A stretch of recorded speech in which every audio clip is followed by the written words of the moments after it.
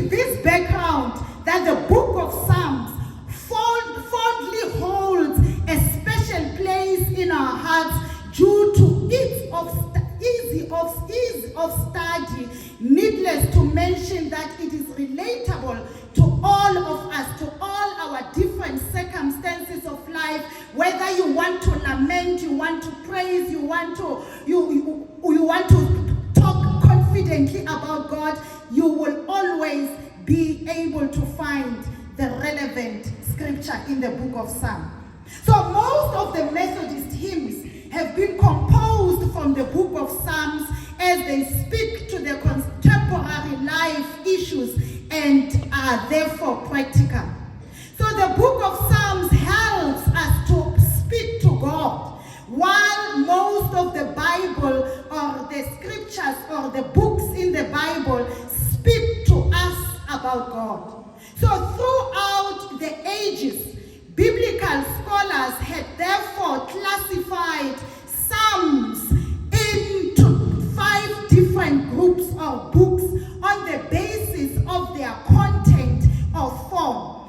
If you go back and do a research on the book of Psalms, you will understand that they are individual psalms, but yet they got to be combined due to their content and form. So it is conclusive that Psalm 1 and 2 play an introductory role of faith.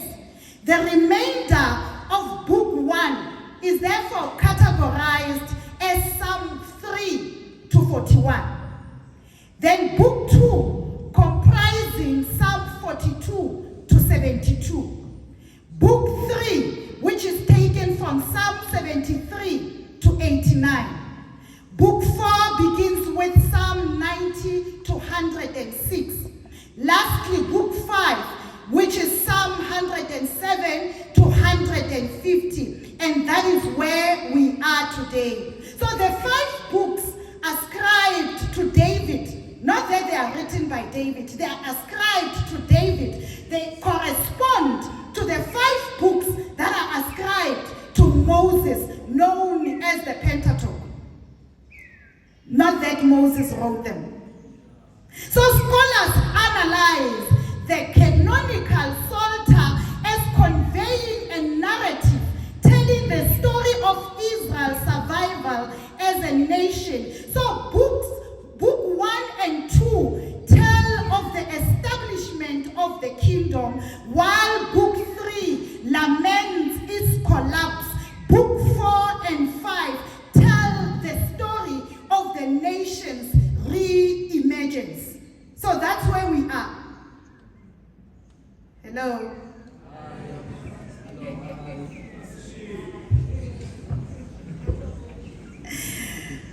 Thus, the book of Psalms is one book of the Bible that has been mostly used and cherished. This is because it has captured and appeared to the hearts of Christians based on their respective contemporary issues and many emotions. So in the book of Psalms, we find the right words of praising our Lord and rejoicing on what he has done for us. And the book helps us in expressing our emotions, as the psalmist seems to say it better than we can ever say it. So Psalms, or the book of Psalms, is traditionally attributed to King David. Like I said, not all of them were written by him, though.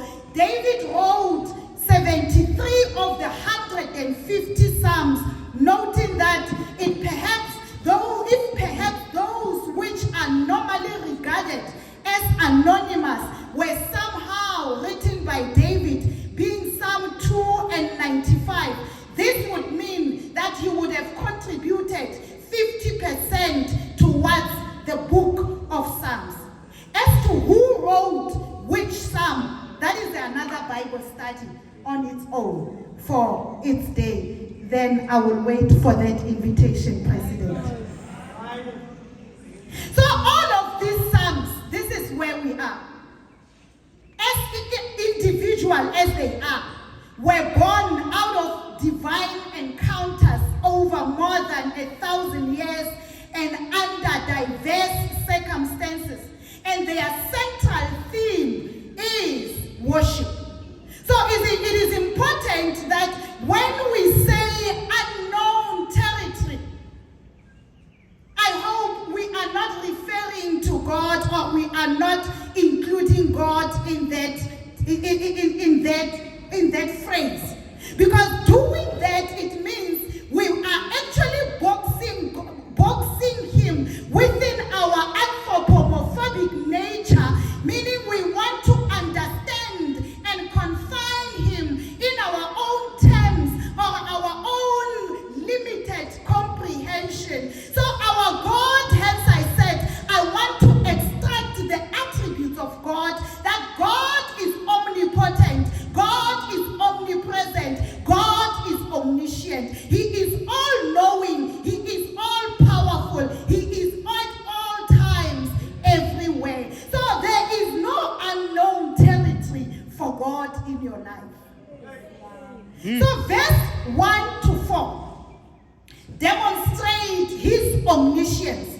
God knows it all. Nothing is unknown to him. He is very much of what you are going through and where you are sitting right now. He is aware of your movement as you sit, as the psalmist say, as you rise, as you go out, as you lie down, as you contemplate a word or a sentence. He knows it to completion.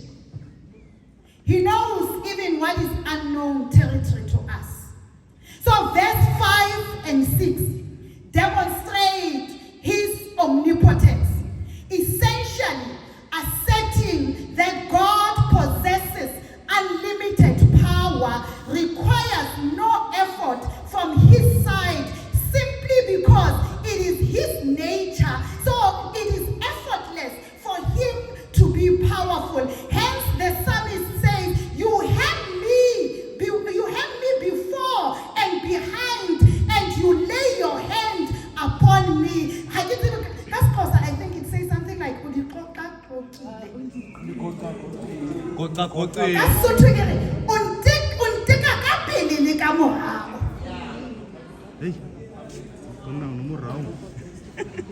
so it means he can be that all-powerful for all situations, even your own situation and my situation.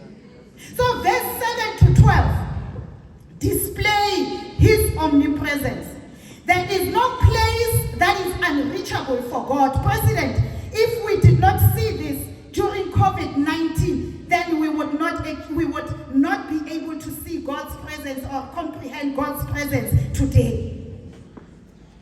I said to my children as I was burying right, left, and center, I said, should I die in the life of, while I'm burying people on the life of duty, you must never say that God had deserted me, because God is always with me. I came to a point where I stopped using all these things that we had to drink, because I felt that, you know what, I'm saved by nothing but grace, because we saw people with money, with the best medical aid or best medical access, falling down like flies. So if that is not God, who is all-knowing, then I don't know. So God, who is everywhere, who follows us everywhere, who's not limited by time and space. So his presence knows no boundaries. He is everywhere in all ways and always.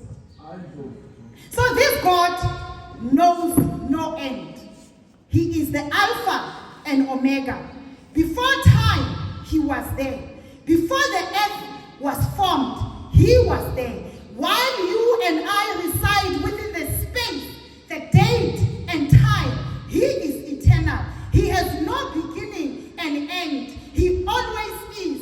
And Kosa 16 years wasidala zonke izinto Thixo akaqedwa kubani. So in our Sotho hymn, there's a hymn that says, Pele ditaba di bateng le fatshe le so bukjwe e sale o le modimo ya sabanweng le dileng. So we cannot teach him anything. We can't introduce him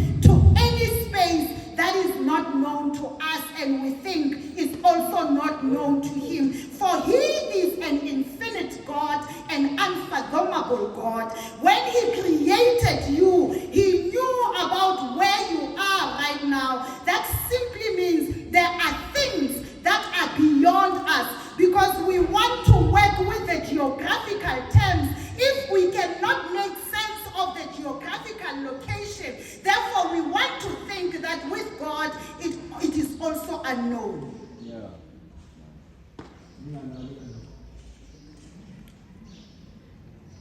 His attributes therefore assure us that where we are in the known or unknown, we are still remaining in God's love. So you do not need to get out of the unknown territory to experience remaining in God's love.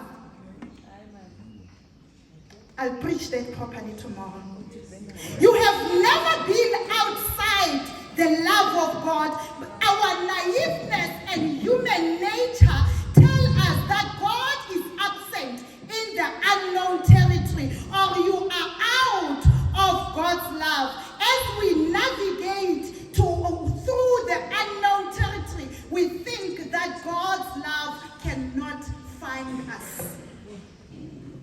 So remaining in God's love through an unknown territory, as I said, that remain is actually indefinite. It's ongoing. It's not an event. It's a process. It's not a one-time occurrence. So this theme, President, in case you and your executive did not notice this, it's not a reflection of only the past or the present, but it is also futuristic. So it's got an eschatological view that if you were to go or journey through an unknown territory, know that he is already there. In fact, Dr. Owino, one of my lecturers, best systematic theologian, he says, what's happening with us right now, as I'm doing this, God knew it all. To him is already in the past. He's just watching it being fulfilled. So what you are going through, your unknown territory, to God is in the past. And God is just watching as he sees and being excited to see you holding on to your faith through your unknown territory. So let us briefly revisit Joshua. The love that we see in the book of Joshua as he navigates with them, as they remain in the love of God through that unknown territory. I find that love that is unrestricted, that is unconstrained, and I want you to listen to this. Crossing the Jordan River officially ends the Exodus event. Not the Exodus book, the Exodus event. And it's perhaps the climatic event in the book of Joshua. It has numerous parallels and contrasts with the crossing of the Red Sea in Exodus 14. In Exodus, the Israelites are leaving Egypt, the land of slavery. In Joshua, they are entering Canaan, the promised land of plenty. In Exodus, they are fleeing from the pursuing Egyptian army. In Joshua, they are advancing to attack Jericho.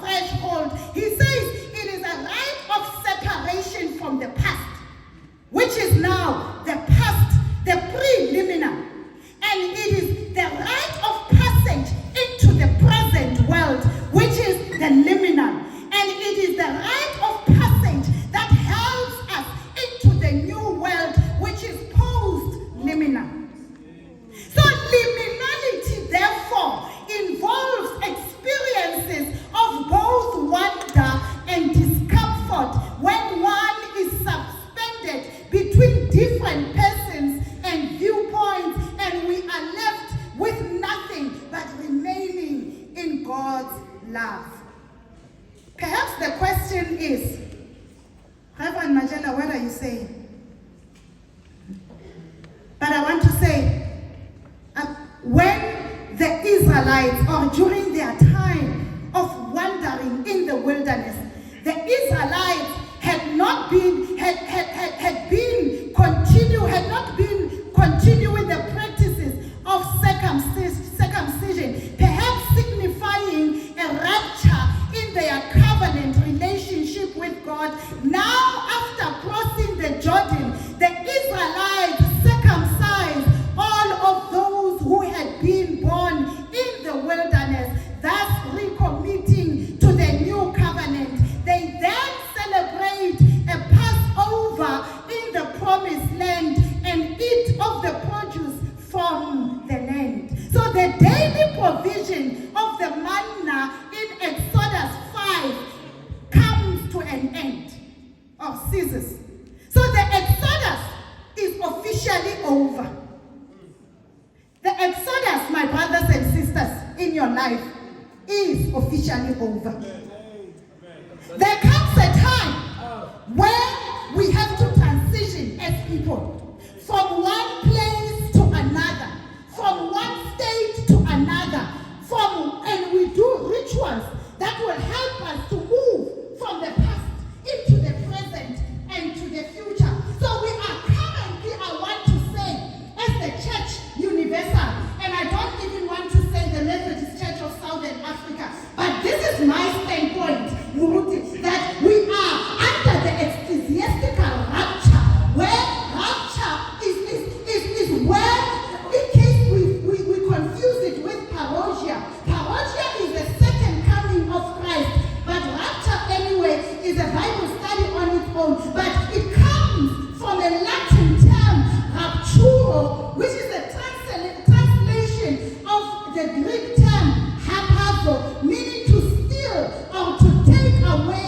forcefully. And I say, as the church, we are under ecclesiastical rapture because Jesus is in the process of snatching his church out of this world unless we remain in God's love. Through prayer and accountability, as the presiding bishop has called us to do. And it means the only way out is to transition from the preliminal into the liminal and into the post-liminal. Therefore, that would require for us to move in places that we have never been. Remember what he said to Joshua, then you will know which way to go, since you have never been this way before. So this unknown territory that you have not been, that you have not walked before, that is unfamiliar to you, God is saying to you and I, through the mouth of Joshua, that you will know where to go, since you have never been that way before. Only when we continue to trust and be confident in God, he will help us to navigate our unknown territory, and therefore we remain in the love of God. And at the end, just like the Israelites, then we get to renew our covenant to God as the Israel of today, as the new Israel of today. Thixo akunangqaleko, Thixo akunangqibeko, ukho endaweni zonke, ukho ngamaxesha onke. As we leave it here for now until